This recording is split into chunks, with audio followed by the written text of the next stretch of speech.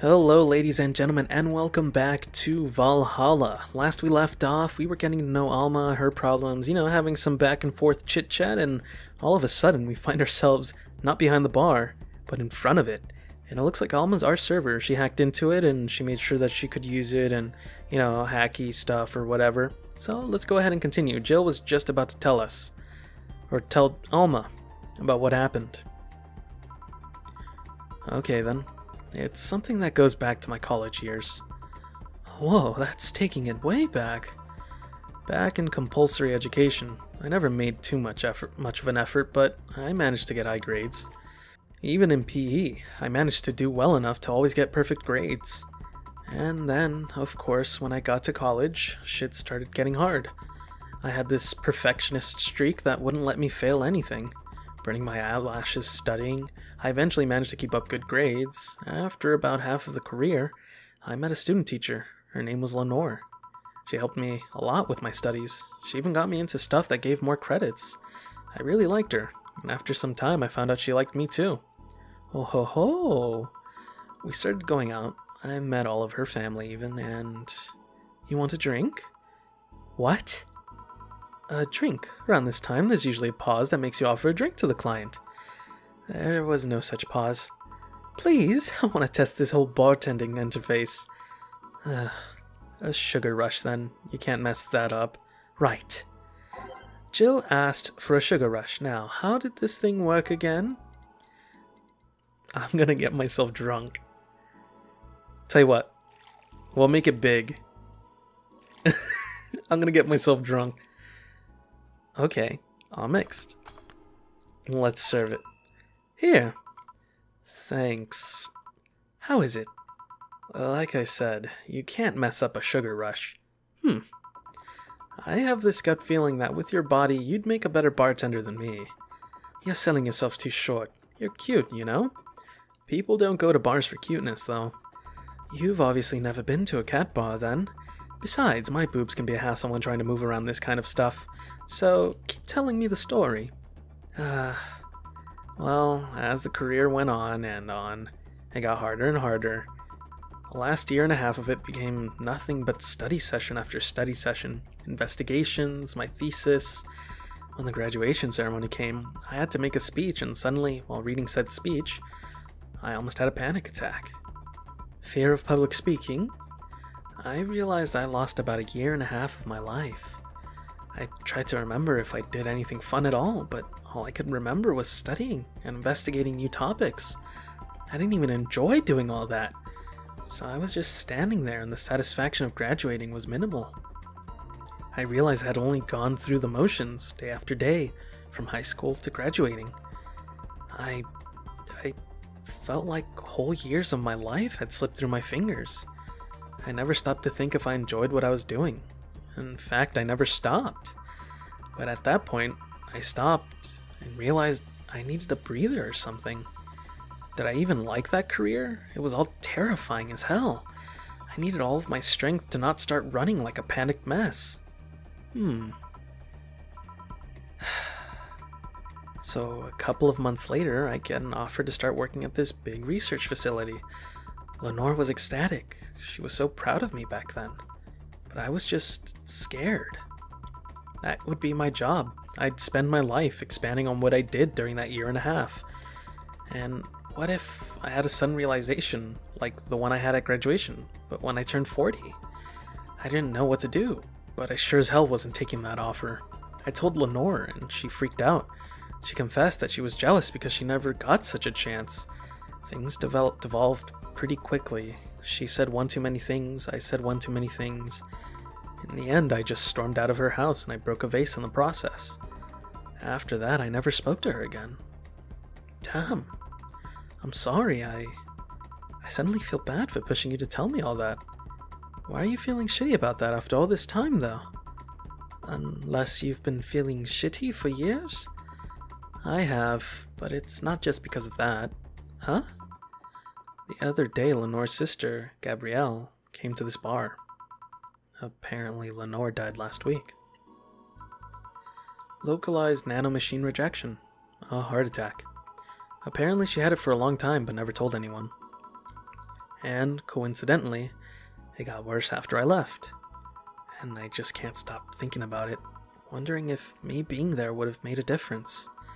And if it's true she had that for a long time, why didn't she tell me she was sick when we were together? I don't know. I just feel like all kinds of failure. Jill. And to make it worse, I also lashed out at Gabby. Yes, she was blaming me for her sister's death and all, but she's just a kid, for fuck's sake. She lost the sister who pretty much raised her on her own. And to top it all off, I suddenly can't remember what stopped me from apologizing. Pride? Fear? A stupid effort to leave the most awesome person I loved as a thing of the past? Who cares? I lost my chance to apologize to her forever. Truly, forever. I'm such a piece of shit. A selfish piece of shit. I honestly don't know what to say. I didn't expect the story to be this. Yo, boob tender. Yes? Can you get me a big beer here? Coming right up. A big beer, a big beer, a big beer. What makes a beer big in this thing? Well then, that was a sudden turn from whatever she was feeling. Interesting though, to see things from a different perspective. Did I do this right? Yes, I did. Alright. Big beer for Jill. Thanks. I need to remember to take care of the cans in my apartment. Do you drink lots of beer? One of the perks of the BTC-issued liver implant is that I can drink lots of beer without getting too wasted. Oh! Hey, Jill, what kind of girl was Lenore? Well, she was calm and smart. Back in college, I was too thick-headed and got riled up easily. Stressed was my default state. So, just like you're behaving right now. Shut up, I was worse. Can't picture that. Don't, it's embarrassing. Anyway, she was always there, finding a way to cool me down. She was also able to hold conversations about pretty much any topic.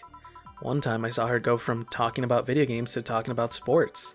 All of that variety while still being a hardcore scientist. She would always push me into social interactions if she saw me by myself. She would drag me with her. Watching people is fine, but talking to them is better, she would say. Lenore would always present me to her many acquaintances as the girl I don't mind cuddling with for hours. Man, I'm gonna miss her. After a point, I didn't even think about getting back into a relationship with her, but she was such an awesome person, I just wanted to apologize. And now... You know, in a cruel twist of irony, she's the one that made me pick up bartending. Oh? Back when I was thinking what the hell to do with my life, I remembered a night we spent in a club. She started talking about how the drinks were synthesized, the chemistry involved, the reactions and all that. Everything sounded so fascinating. I remember saying that her talk made me want to start mixing drinks. She said, if everything else fails, why not take up bartending? Huh, interesting. Are you okay? For some value of okay, yeah. It's just, I wanted to thank you, Alma. Thank me? I guess I just needed someone to tell all of this to. And you were the one. You volunteered yourself. You insisted on listening to me. You stood there, listening to the whole thing from beginning to end. I know I might not be the most expressive person, that I'm not one to spout love and fluffiness, but I really like you. Maybe I'm just a bartender and you're just a client, but I really appreciate your friendship, or at the very least your patronage. I really enjoy working for you. Jill, are you dying? Shut up, Shut up, I'm trying to have a heart-to-heart here.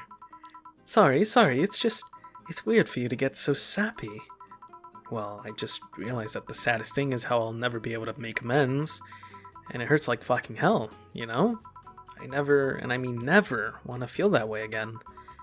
I don't want someone to suddenly exit my life and have my last memory of them involve something nasty. I don't want the lingering grief of having burned a bridge on a whim. I want to avoid that at any cost, and if it means breaking character every once in a while, so be it. I'll let everyone know how I really feel about them, and if I ever fight with them, I'll swallow my pride, muster all the courage I can and be the one to apologize. I hate feeling like this. Hate it. Hate it. That's a nice resolution. Maybe I'll be a copycat and do the same. Alright, enough sappiness. Get back here. I'm on duty, you know? Fine. It's almost closing time anyways. It was fun while it lasted, though. Hey. Yeah? I mean it. You know. Thanks for everything today. Silly Jill, you listen to my problems and I listen to yours. That's what friends are for, right? Right. I'll be leaving now. Oh, before I forget, did you ever talk about all this with your parents? They know the basics, but I haven't told them about Lenore's death yet. Why don't you do that sometime? I don't know. I don't want to bother them with my problems. Don't be silly. They're your parents. They live to share your problems. You should try having a talk like this with them sometime. They'll appreciate it. Anyway, I'm out. See you on Sunday. Take care. That Alma girl sure is nice. Boss, did you hear all that? Not all of it, but a good chunk, at the very least. Your expression changed a lot already. It did. You look happier. That's always good. Anyway, let's call it a day. I expect an even brighter Jill tomorrow. Right. Oh, yeah, boss, about those chicken wings. Fucking idiots at the spicy chicken. Sorry, Dana, we don't have enough spices for your order until tomorrow, they said. Is that how they treat their regulars? Call them manager. Boss? Okay, alright. Well then, that was interesting. Total earning, so drinks total, today we made $1,000 and $1,120, 0 mistakes. So in total we made $336. We made $400 in tips, $500 flawless service bonus, and $300 from Dana. She says, cherish Titty Hacker, she's a good friend. So today we made a grand total of $1,536. So we're $1,530.50 over what we need for our electricity bill. There you go. Jill's power didn't get cut. This gives her peace of mind, and now she'll focus at work with no problem. Alrighty, so it looks like we don't have to buy her anything. I think I'll end it here for now. I hope you guys enjoyed. Jill says Bill paid. 4 says, didn't you have a boyfriend named Bill? So yeah, see you guys in the next one. Bye.